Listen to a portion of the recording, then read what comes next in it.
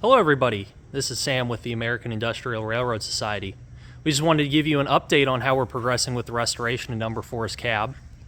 As you can see, we're progressing well with the metal work. One of the most noticeable things we've done to date is actually straighten back the dents that were made in the cab overhang towards the back. Those were made when this was in service at the gravel pit with the clamshell loader putting coal in the tender. Occasionally they'd miss when dropping, and that was all dented up. So we've had the opportunity to go through and with the skill of our volunteers straighten that back out so it's much closer to what it would have been originally. We're getting ready to put the half round material back in place and re-weld and re-rivet it down back in place. Additionally, we've completed the patches at the bottom of the cab wall. If you saw our last video, you see how terrible the rust jacking was between the sheets and the angle iron on the inside. We've also had the opportunity to go through and replace all 6 pieces of the angle iron along the bottom of the cab.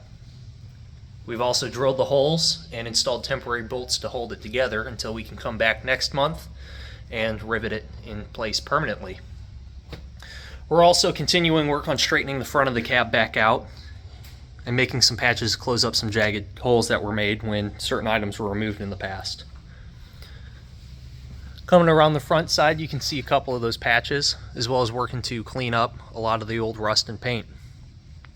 As it comes to paint, we've actually been working on getting historical matches and samples that we can paint this cab to. We want to take this locomotive back to how it was originally in 1913, and it came out of a very certain shade of green called Baldwin green.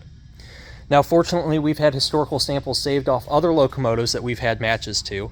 This is a match right here that we got based off of the V&T 27 at Nevada State Railroad Museum. And based on that, we've been able to formulate a test sample, which we've painted here on the cylinder cover. Once this dries fully, we'll have a better idea of whether the current paint we have on here is accurate or not. Based on that, we can make changes to the formula and come back and test it again before we paint the cab for good.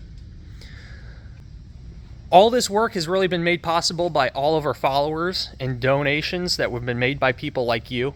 And thanks to you, we've been able to get this far, and hopefully sometime this year we'll be able to wrap up this project on the cab. So look forward to more updates on our Facebook page and this YouTube channel, as well as our website, www.industrialrails.org. And we look forward to hearing from you, and we can't wait to show you the next progress update. Thanks for watching. Take care.